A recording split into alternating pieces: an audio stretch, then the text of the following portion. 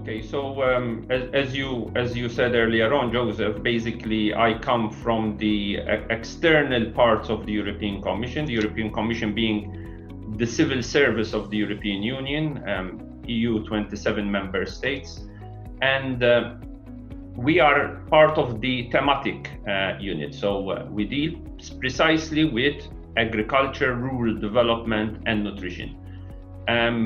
The European Commission has a number of departments: agriculture, climate action, environment.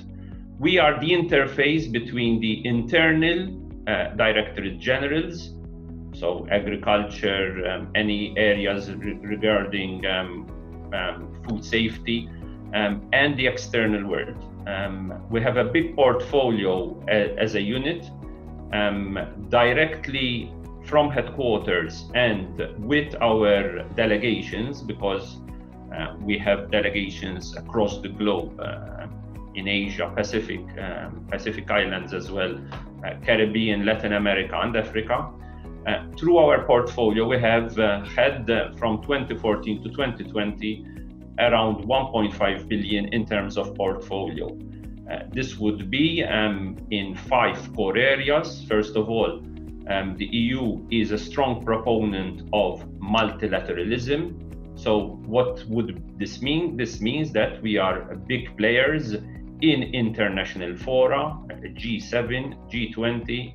In my particular area of business, it would be relations with the Food and Agriculture Organization, relations with the International Fund of Agricultural Development, which is a financial institution in Rome as well, and indirectly with other services with the World Food Programme, which, as you know, in recent weeks was given the World Peace Prize, the Nobel Prize. So this is also a recognition of the work that is being done around food security. Evidently, the past 6 months have been dominated by the issue of COVID and to try to find a vaccine. But the next sensitive issue is clearly higher levels, higher numbers of food insecure populations in many parts, in many hotspots across the globe, with a lot of hotspots being in Africa. The role of the unit is not only to push the multilateral agenda, as I said earlier on, even to the levels of the UN Security Council, together with the Rome-based agencies and other partners, including USAID. We publish annually a global report on food crisis, which stems from what is known as the Global Network for Food Crisis. And we have this network as a coordination platform from global to sub-regional. For example, with regional economic communities and regional organizations in West Africa, but also in East Africa and other parts of the world, and also at national level to coordinate better interventions on the ground. So first priority is areas around what is known as the humanitarian development peace nexus, around building more resilient rural communities to actually adjust to shocks, from climate shocks to conflicts, and looking more from the humanitarian side with our colleagues in the GECO, which is the humanitarian part of the European Commission, and we look into the more medium to long development process. So that's first area of my unit. The second area would be agricultural growth. So that would be private investment, where we have been in the past years building up a portfolio of de-risking private investments with a focus on smallholders.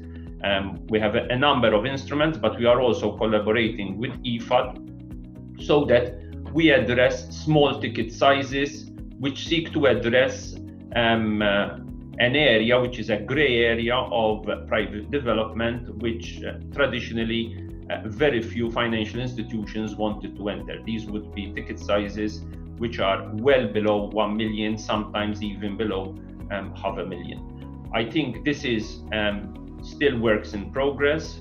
There is still quite a lot of risk aversion of financial institutions to the risk small firm holders.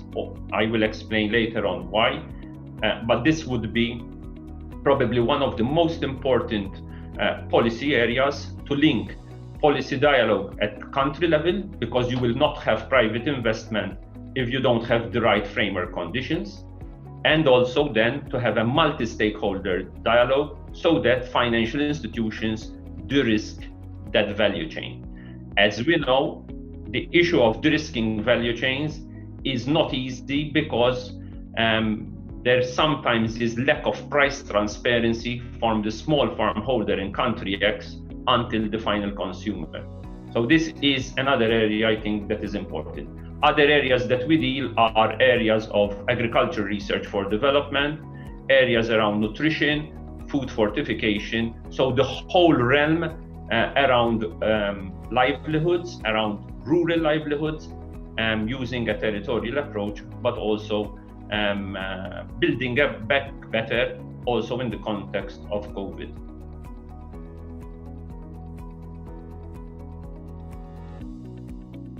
So as you know, the European Union is one of the biggest donors and in the area of agriculture since also the L'Aquila process. This was 12 years ago when there was a major food crisis globally.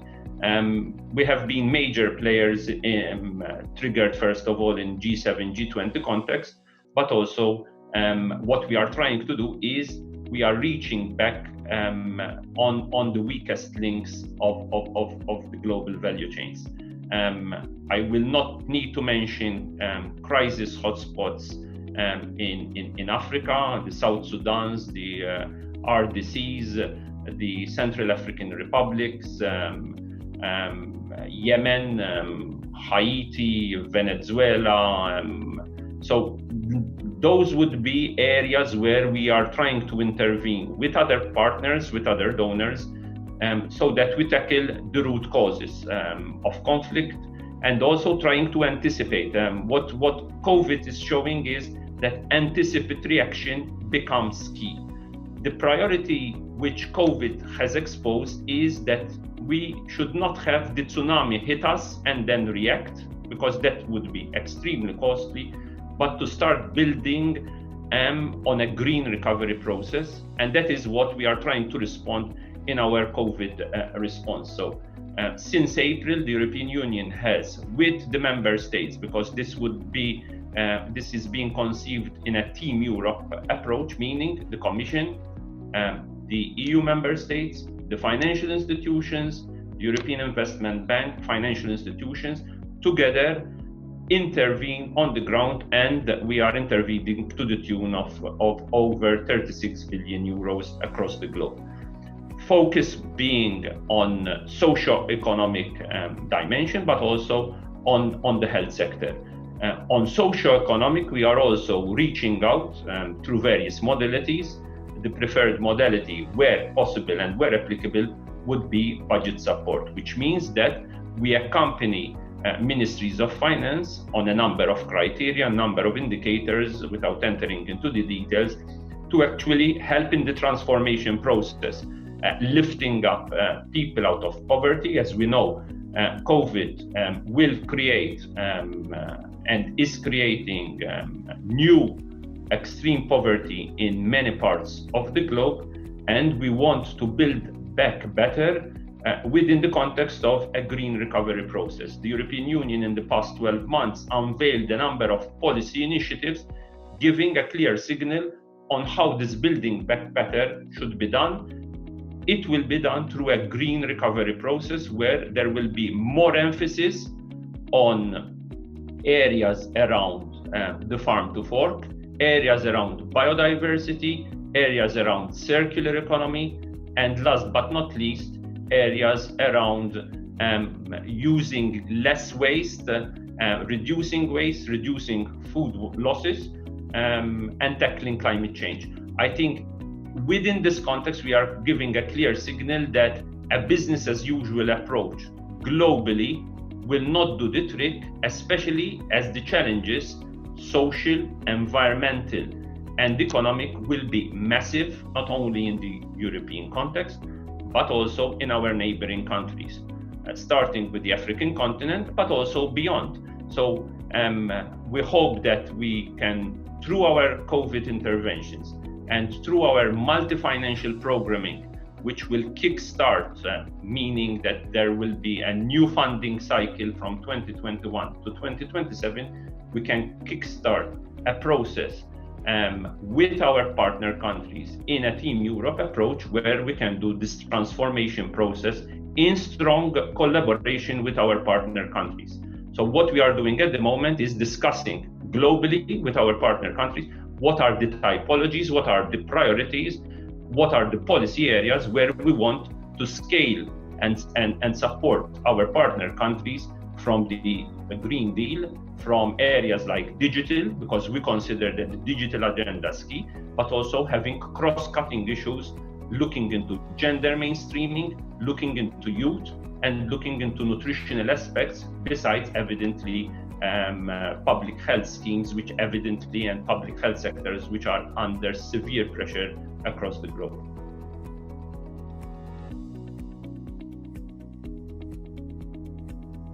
Okay, so for us, this has to go in tandem. First of all, and I mentioned budget support, you need to have an important entry point at the highest level, Ministry of Finance, ideally with the buy-in of the Prime Minister and President of the country, so that the transformation process is not done in a silo approach, meaning that you don't deal with just ministries of agriculture, or you don't deal just with ministries of livestock, or the ministry responsible for water resources.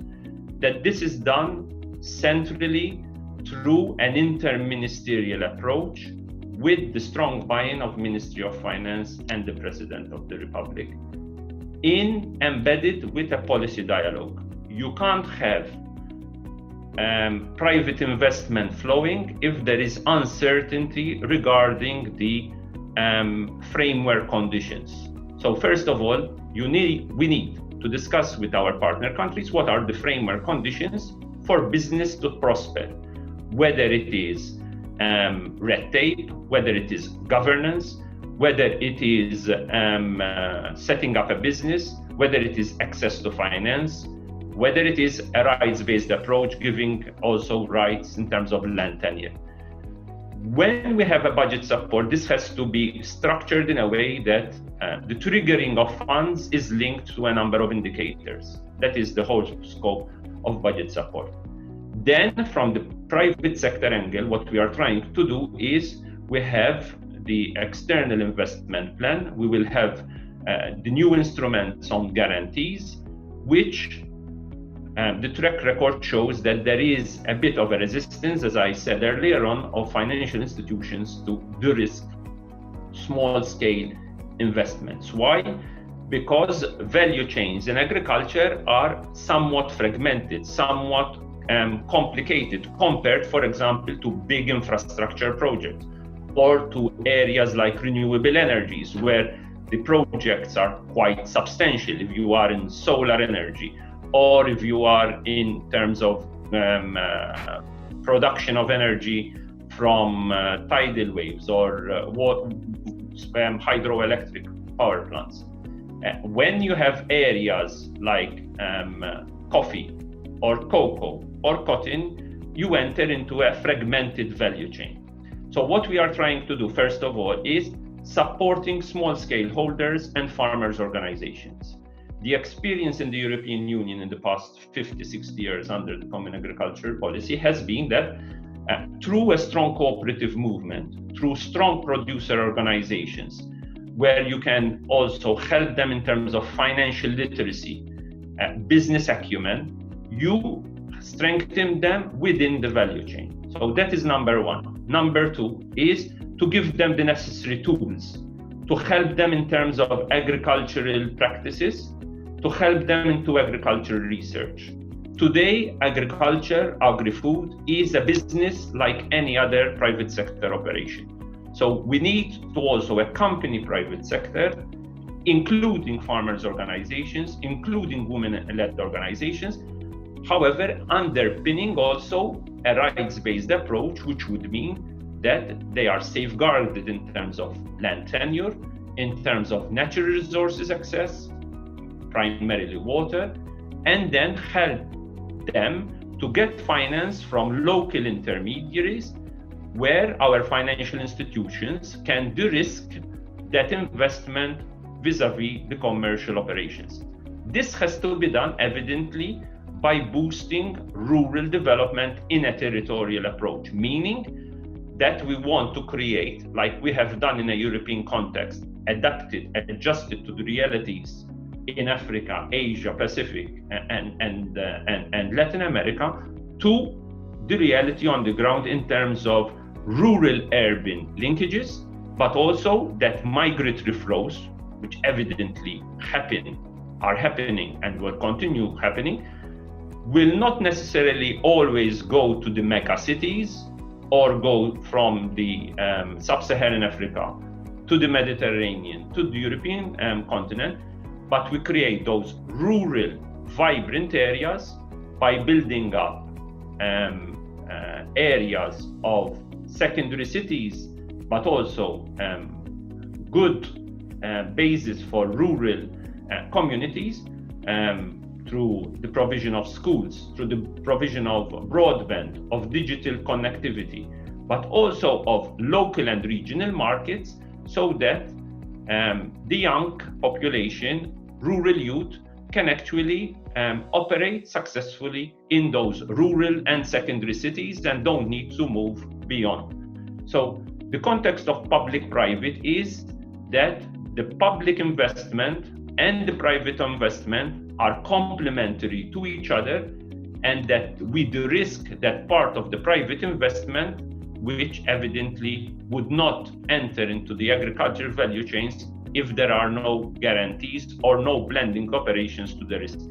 Evidently, this has to be embedded in a dialogue, in a policy dialogue, and what we are trying to do, starting with cocoa, but we don't exclude to do it in other value chains, including coffee, is to do it in a multi-stakeholder approach, meaning that you put around the table all the key players in the value chain. You can't exclude the farming community. What we want to do, however, is to have representative farming community, representative women-led cooperatives, representative young people-led cooperatives who are part and parcel of this transformation process. It will take time. Why? Because we need to organize the private sector and the farming community better.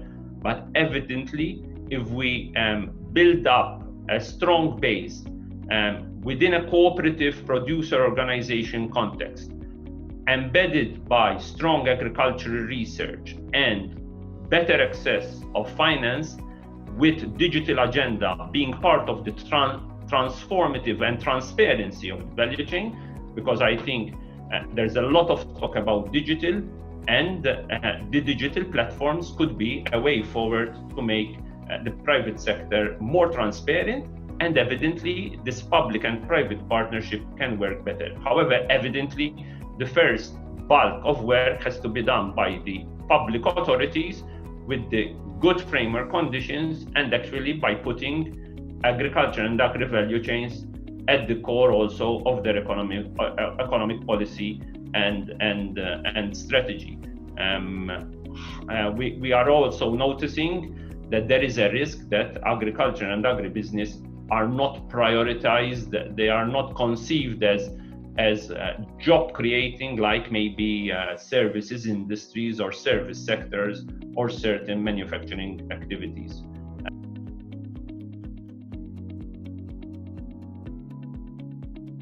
Okay, so first of all, the main access of finance is at a local level. So as I said, it would be local intermediary banking financial institutions.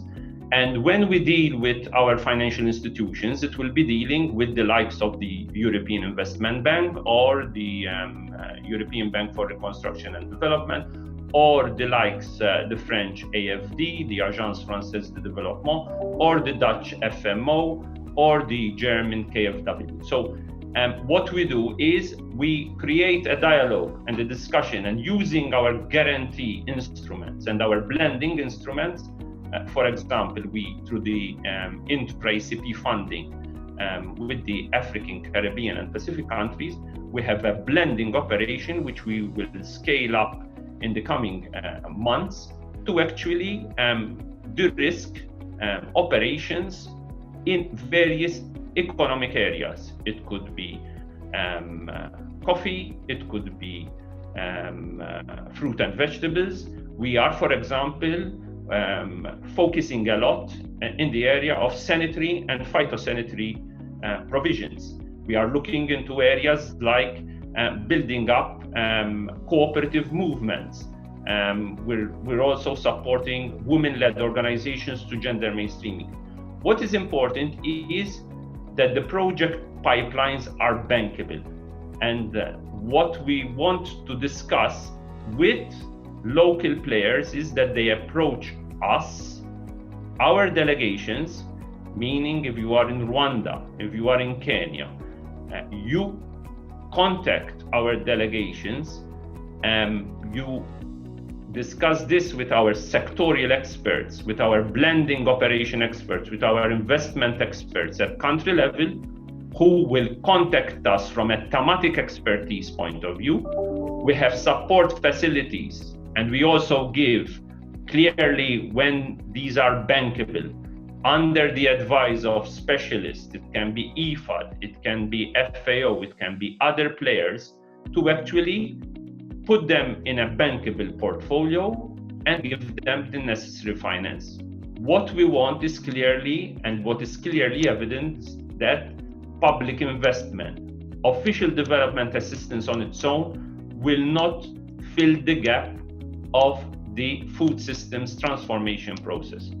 And we want to rally at the multilateral level, at the highest level, in the UN fora, in the Rome-based agency, that this private agenda has to, however, have a number of conditions, being a human rights-based approach, being sensitive to the requirements of small farm holders, being equitable and inclusive, meaning that the farmer should have a share, a more inclusive share, a more fairer share in the value chain. Because many a time, the weakest part of the value chain, being the farming community, is left out. So it is through this context between a good public dialogue, between a good financial organization, between a better financial literacy, that small farm holders can actually move up the value chain. However, evidently, the issue of bankability is going to be key, because a financial institution will not finance a non-bankable project.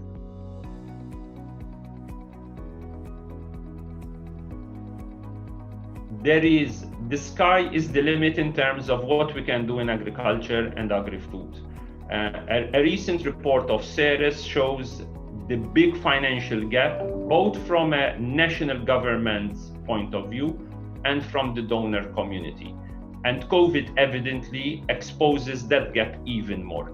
So what we try to do is, like I mentioned earlier on the Global Network Against Food Crisis, is that we try in the multilateral fora, because we consider that bilateralism is important. And as you see, in the past years, the European Union has finalized a number of bilateral agreements across the globe, in Africa, in Asia, Latin America. I think the priority would be to continue operating and continue insisting on a multilateral agenda. That is why we support and strongly support processes in the international commodity bodies.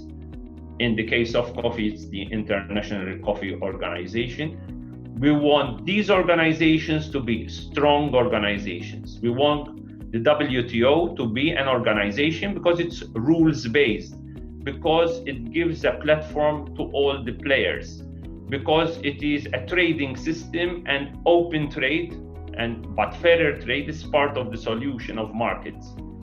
Had it not been an open trading system, COVID would have created even more tragedies, both health-wise and also socio-economic-wise.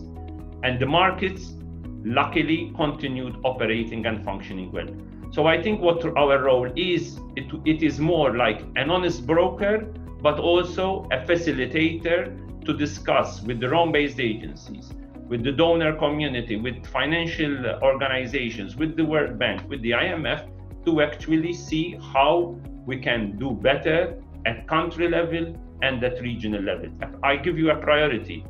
The biggest challenge that the European Union will confront in the coming years, and is already confronting, is an African continent where the demographics, we know what they are, where we know what the challenges are around climate change, around conflict linked not only to certain peace and instability in certain hotspots, but also in terms of access to resources, whether it's water, land, sensitivities around agro-pastoralism, whether in the Sahel or in the Horn of Africa, or in the southern parts of Africa. If we don't create, and that is what our EU-Africa strategy is all about, if we don't create a regional market and a continental market, we will never unleash this potential of what we always call as a dynamic continent. A dynamic continent because it has a young population with strong potential in the middle class. That would require dismantling of barriers across the African countries themselves, and that is the whole purpose of the African Continental Free Trade Area, so that sub-regional and regional markets thrive. Give you an example. Asia intra-regional trade is pretty high, well over 60%. In the European Union, it's very high, well over 70%. In the African continent, intra-regional trade is very low, less than 20%, meaning that the African states, 54 amongst them, operate in a very hub and spoke approach, meaning they depend on external markets, which is fine. It's fine for the EU, it's fine for the US, it's fine for the Gulf states, it's fine for China and other countries. However, what is important is that the African states trade more amongst themselves. This will be really the game changer so that jobs and growth is created. Give you an example. In Africa, the youth market creates every month an extra demand of 1 million jobs per month, meaning that over a year, we need to create well over 12 to 15 million jobs per year. You will only create those many jobs in viable industries, informal, formal, if you create regional markets, if you dismantle sanitary and phytosanitary barriers, technical barriers to trade. And what we want is that we could create with the regional economic communities, with the financial institutions, those regional markets, which will actually create that dynamism in the continental part, especially with the African continent.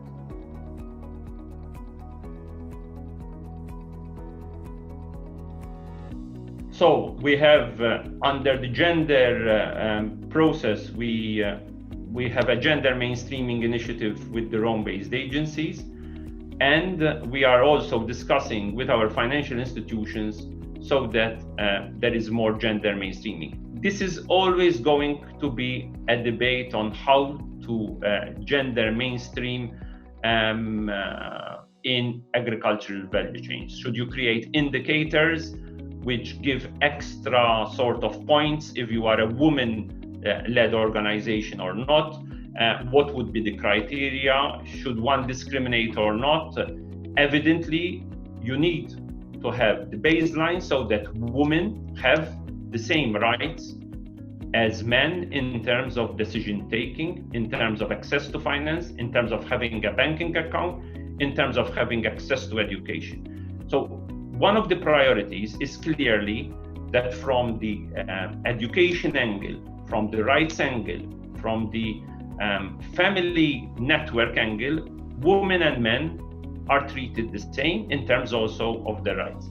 Now, we know that in a number of countries, this is still not the case, but this is clearly a top priority if you want to have more gender mainstreaming in agriculture and agri-value chains.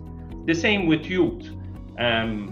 Youth today are educated, they go to a university across the globe, they have the necessary skills. The question is, are the skills synchronized to what the possibility is in terms of jobs? And we also know that COVID has created a number of shocks with lockdowns and with a number of operations which has closed down or scaled down. Jobs have been reduced for youth. So a priority is clearly that wherever there are lockdowns, these lockdowns are synchronized as much as possible to reflect the health situation. But evidently, it's not a question only of giving the skills, because we have many young people across the globe in Africa, Latin America, and Asia who have the necessary skills, but they don't have the necessary jobs. So the question is, how can we unleash e-commerce digital?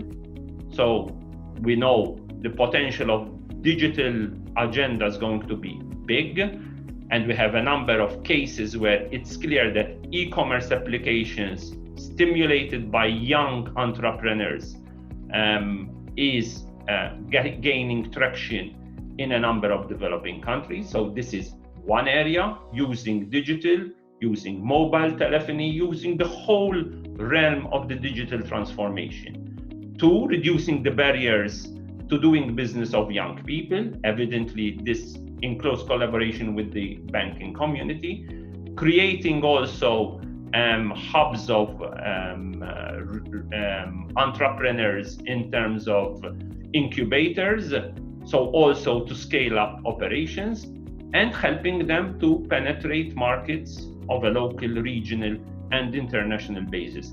I think through a reskilling and also to the digital transformation, we can give the necessary opportunities, not only within a country, but also within a region. Again, an emphasis on more regional markets in terms of opportunities, both for women-led organizations as well as for young people. Evidently, the education system and having a schooling system, which, as we know as well, was and is still under pressure in some of the countries across the globe because of COVID, having schools, access to schools is also important, because if women-led organizations need also to prosper.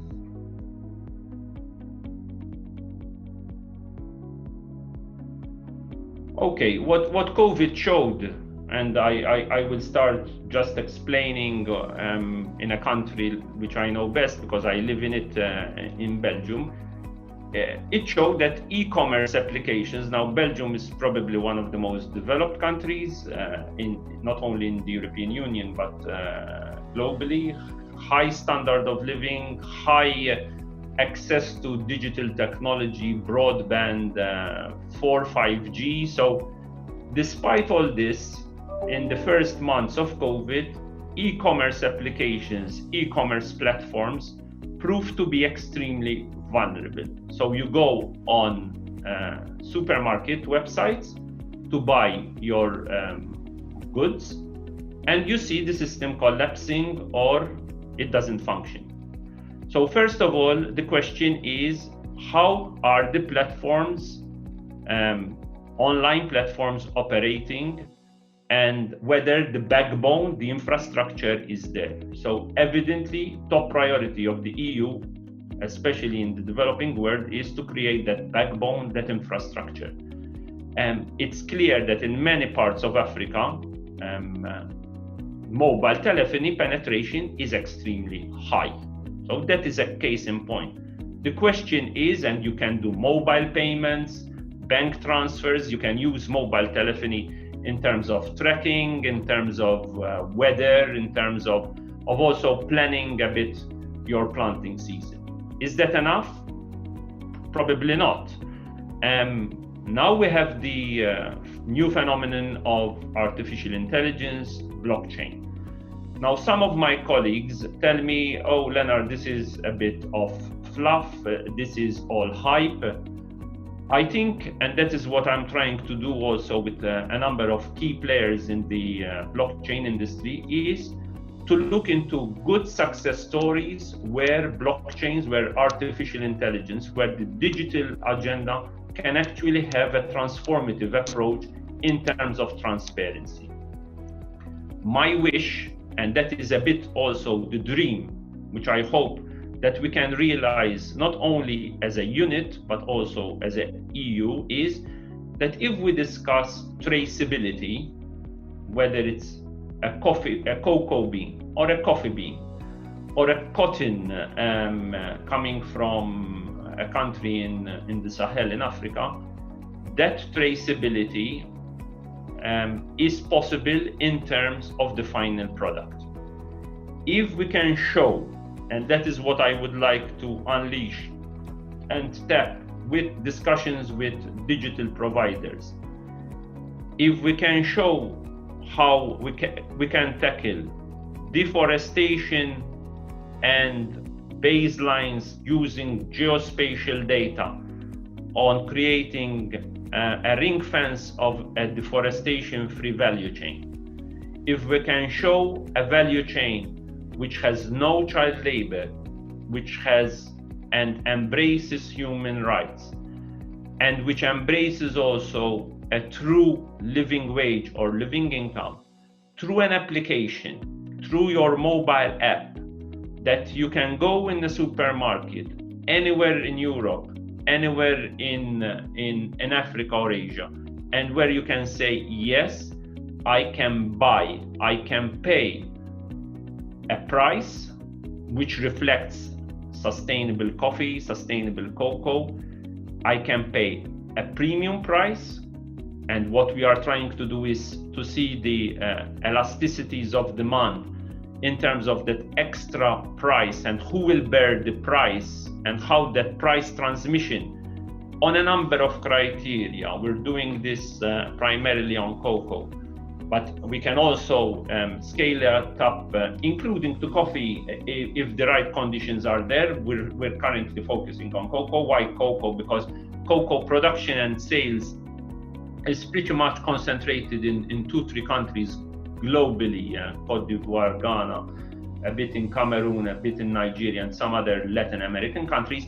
In the coffee sector, as we know, this is extremely fragmented, and we also need to engage with the big players, with eventually Brazil, Vietnam, amongst others. So if we can show how this traceability can actually transmit price premium towards the small-scale farm holders, not only through certification, but what we are trying to do is through also possibly options for regulatory practices, either through due diligence or through deforestation value chains. And through that modalities of regulatory and voluntary approaches, we can actually give more rights, a more rights-based approach where that digital agenda can actually serve a purpose for better traceability and better prices, which are translated to better living wages to the farming communities.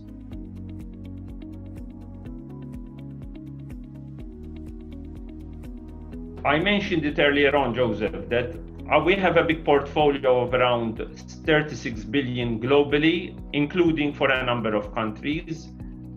And we can share with you what's being done in a number of countries across the globe. Yes, first of all, we want to give a clear signal on public health systems, And evidently, the Commission services with our Commission President, Mrs. von der Leyen, has given a lot of trust on finding research around the vaccines. So that is clearly the top priority.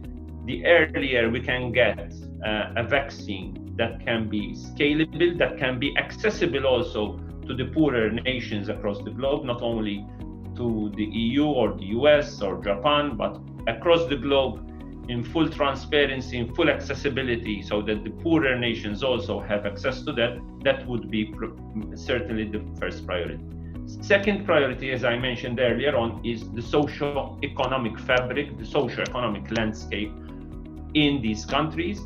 So, including in the agricultural value chains, including in nutrition, including in rural development, including in access to finance, we have unleashed this big portfolio depending on the modalities that the countries have. So where there is budget support, we use budget support. So evidently, there are discussions at the highest level with the World Bank, with the IMF, on debt rescheduling, on access to finance, on trade. As you know, the coming days are going to be crucial in terms of an election of the new Director General of the World Trade Organization. You need all the firepower in your toolbox, access to finance, easier and open markets, targeted assistance to the weakest, but also a clear strategy of recovery. And what we want to do in the financing package that we are going to start rolling out in 2021 for the period until 2027 is that the model of transformation is not a business as usual model. It will be a transformation model which puts green recovery at the core of the building up better, meaning that we give due recognition on climate change, on the shocks around climate change, on the shocks around anticipating action on future pandemics. Because today we have COVID, tomorrow we might have another virus. We need to anticipate better, because it's not a question of trying to find a vaccine for another virus. It's a question to try to avoid this tension between environmental landscapes, human impact, and the transmission from the landscapes to humans. So this is a bit the source of the problem in terms of COVID. So more importance to the areas of biodiversity, climate change, and 2021 is the year where there will be mega events, international events, putting this agenda where the European Union will be a major player from the COP. So that would be the area of climate change, the Convention on Biodiversity, the UN Food System Summit, and the Nutrition for Growth. If we manage in the next 12 months, by December 2021, after all the big summits, to actually show how the European Union with the member states, with other players, because this is not something that the EU can do on its own, it is something that has to be done, and we'll see what will come out from the US elections. We need also clearly an important role of the US, other players across the globe, to rally behind this transformation process. But as EU and member states, the priority is actually going to be on green recovery, on tackling climate change, on addressing the root causes of conflict, and actually also having a human rights-based agenda where we want to also give a voice to the weakest parts of the value chain, and also address inequalities. What COVID will actually expose is actually unequal inequalities across the various parts of the economy. And it's not a question of not addressing them and having growth on its own, which is clearly important. We used to have in Africa growth rates of 6-8%. We'll be lucky to have anything between 2 to 4%. But that growth actually is targeted to those populations, including rural populations who are affected by the crisis, and that the recovery is one which is durable, which is resilient, which is greener to what we have been used to until now.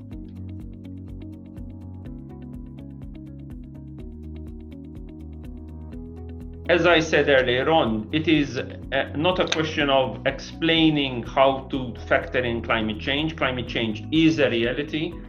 It is how to give the farmer the tools to actually address in his or her production practices by becoming more resilient, by adapting to the risks of climate change, whether they are living in coastal communities or areas around forests or areas in desertification areas.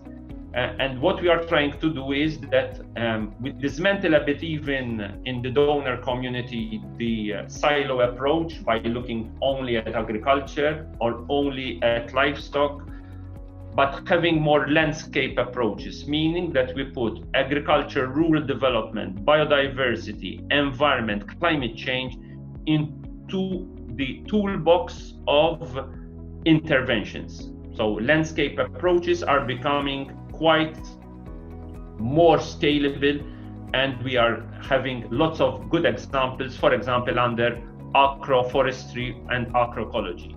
So what we can do is show how scalable projects around agroforestry and agroecology, embedded also by important agricultural research for development. The change that will be critical in the next 5 to 10 years is adaptable bottom-up applications of agricultural research for development, which tackle climate change, which tackle water stress, which tackle soil conservation, which tackle carbon sequestration. That is going to be our core business. And what I call on the farming community, on the producer organizations, on the cooperatives, is to be in touch with your national and regional agricultural research bodies, so that we give you the necessary tools, we adapt the farming systems to tomorrow's realities. It is important that the farming community is in close touch with the research community, with the universities at country, at regional level, so that they are given the necessary tools, including evidently the digital agenda, to actually help mitigate the shocks of climate change. It is only through this way that we can build up resilient coffee value chains, which can actually withstand the shocks of climate and other natural disasters.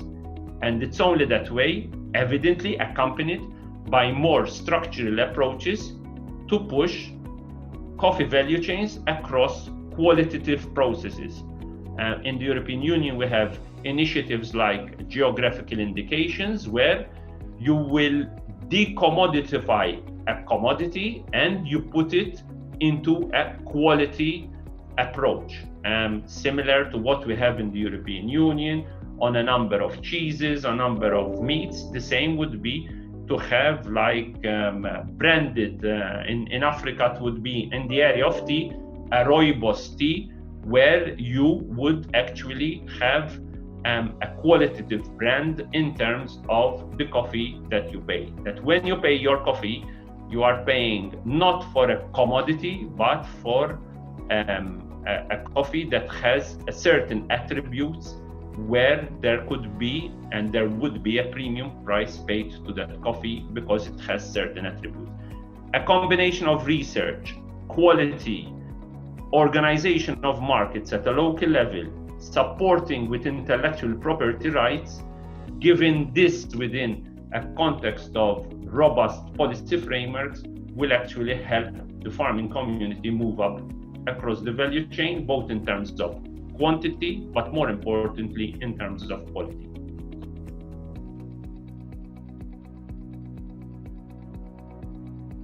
So,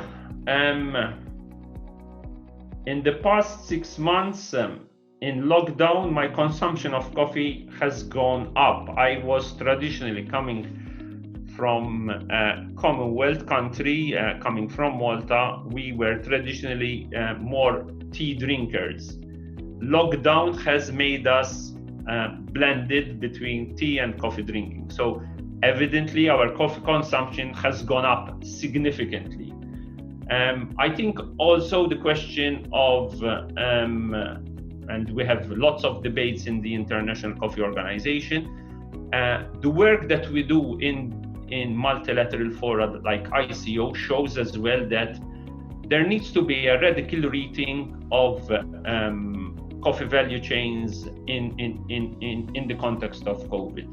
First of all, the vulnerabilities of already vulnerable communities, whether in Central America, whether in Africa, or in parts of Asia and the Pacific.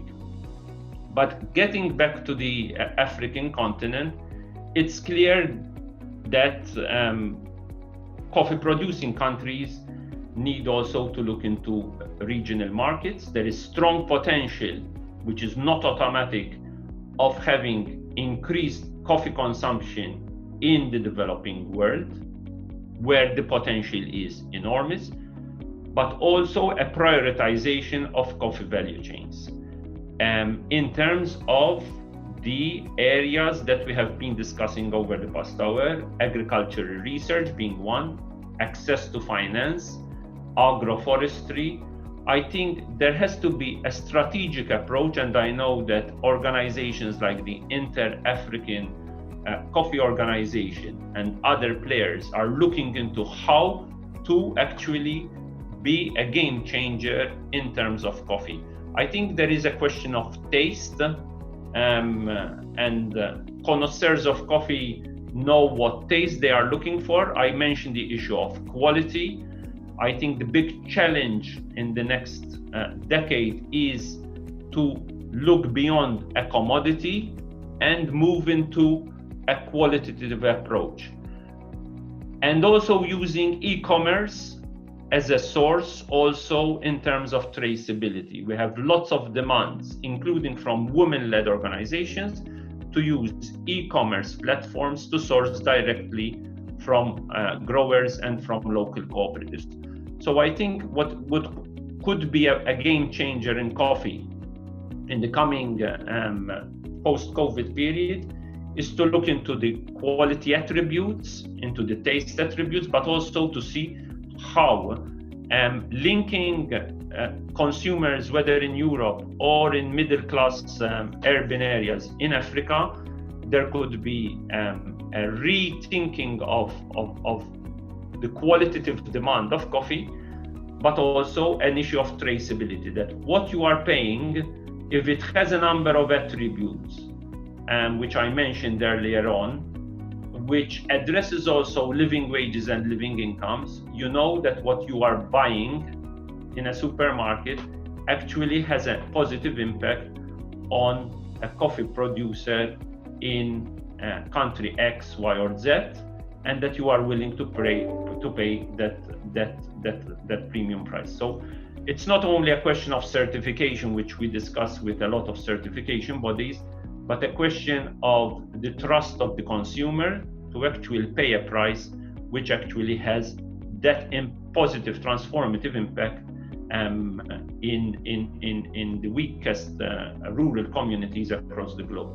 If we can show that there is that causality between that premium price and lifting up rural communities out of poverty, then we can actually show that what we do in terms of our interventions has a positive impact, not only to the Sustainable Development Goal agenda, but also to the daily news challenges, news media that we have every day on migration, on conflicts, because actually if you are poor, you will do whatever needs to be done actually to safeguard the interest of your family, and giving the necessary tools to lift communities out of poverty, especially in rural areas, especially in post-COVID times, becomes a key priority for the European Union.